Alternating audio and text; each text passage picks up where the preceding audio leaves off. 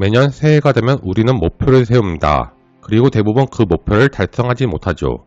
만약 여러분이 한 번이라도 신년 목표를 달성하지 못했다면 오늘 이 영상이 도움이 되실 겁니다. 씨앗을 심지 않고 열매가 열릴 수 없듯이 하루아침에 성공을 이루기는 어렵습니다. 그렇다면 작은 성공이란 무엇일까요? 큰 목표를 세우기 전에 작은 성공을 자주 하라고 이야기합니다. 결국 좋은 습관과 관련된 이야기인데요. 좋지 않은 습관을 바꾸는데 가장 큰 장애물은 바로 스트레스입니다.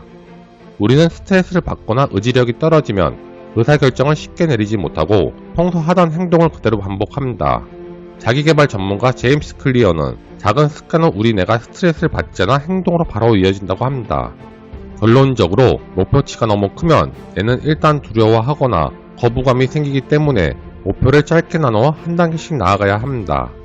예를 들자면 근육을 만드는 게 목표인데 두세 번 운동한다고 그 목표가 이루어지지 않습니다. 당연히 무거운 중량으로 운동하는 것이 근육 성장에 도움은 되겠지만 하루에 10번씩 팔굽혀펴기를 늘려가면서 한 개만 더 스스로를 독려하면서 운동을 이어나가는 것이 좋습니다. 대단한 목표의 부담을 느껴 행동하지 않는 것보다 작은 성공을 이어가며 습관을 만들어가는 것이 결과를 내는데 효과적이기 때문입니다.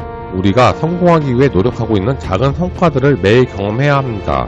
빠른 성공을 위해 사탕발림에 넘어가 목표에 두리번거리는 것보다 확실한 작은 성공을 위해 꾸준히 이어나가는 것이 더 빠른 지름길이라는 것을 알게 될 것입니다.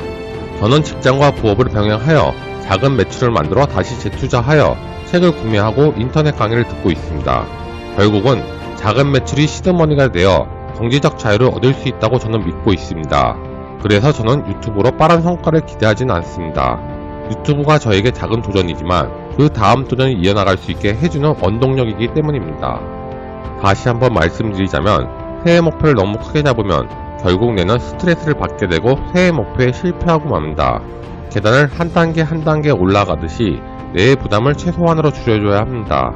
큰 목표를 정했더라도 세부적인 작은 목표가 필요합니다. 1억을 모으겠다고 목표를 세우면 1000만원부터 어떻게 벌어야 할 것인지, 한 달에 얼마나 벌어야 하는지 아주 작게 세분화시켜서 접근해보세요. 돈의 속성의 저자 김승호 회장이 말하는 1억 모으기란 어떻게 해서든 1000만원부터 모아야 한다고 말하는데요. 1000만원을 모아야 재미도 느낄 수 있고 1000만원을 활용해서 두 번째 1000만원을 모을 때는 더 쉽게 모을 수 있습니다. 몇 년이 걸리든 1억을 만들어내면 그 1억은 투자를 위한 시드머니가 되는 것입니다. 우리는 간단한 성공의 법칙을 믿으며 실천하면 됩니다. 누구나 큰 성공을 원하지만 자고 일어나서 침구류 정리도 못하는 사람은 큰 일을 잘할 수가 없습니다.